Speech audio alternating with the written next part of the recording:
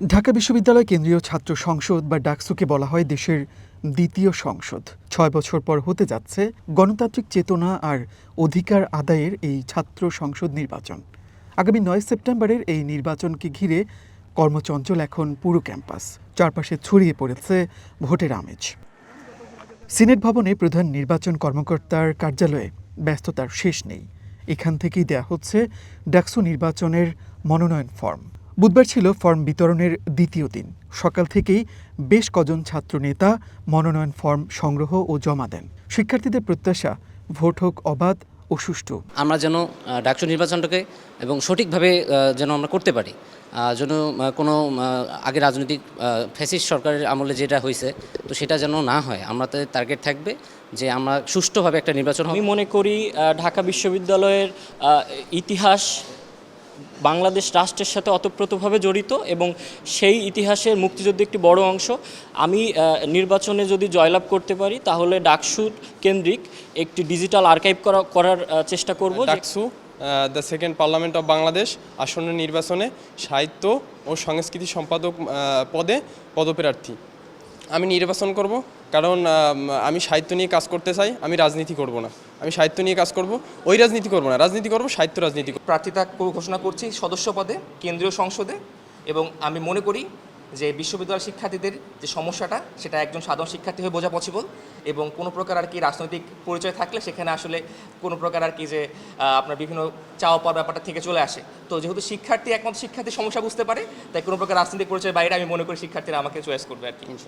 মনোনয়ন ফর্ম বিতরণের প্রথম দিন আলোচনায় ছিল সাবেক ছাত্রলীগের এক নেতার ভিপি পদে মনোনয়ন ফর্ম নেয়ার ঘটনা।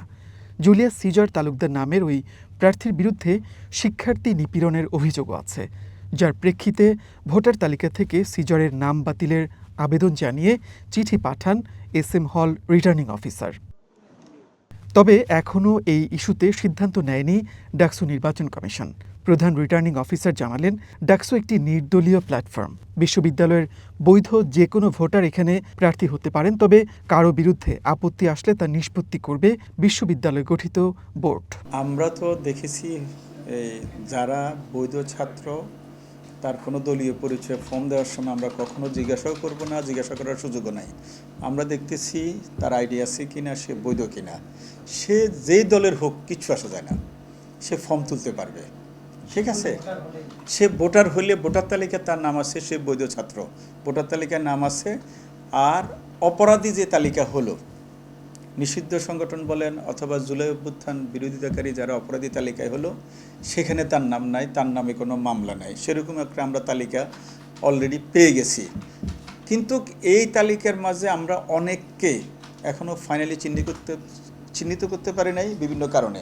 তাদের নাম অর্ধেক লেখা আছে, অথবা নিক নেম লেখা আছে, অথবা তার ডিপার্টমেন্ট ঠিক নাই, ইত্যাদি ঠিক নাই।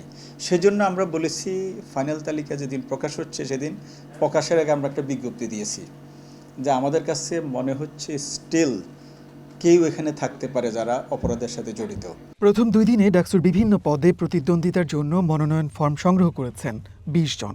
তবে এখনও ছাত্রদল, ছাত্র শিবির, গণতান্ত্রিক ছাত্র সংসদের মতো বড় ছাত্র সংগঠনের প্রার্থীরা ফর্ম সংগ্রহ করেননি।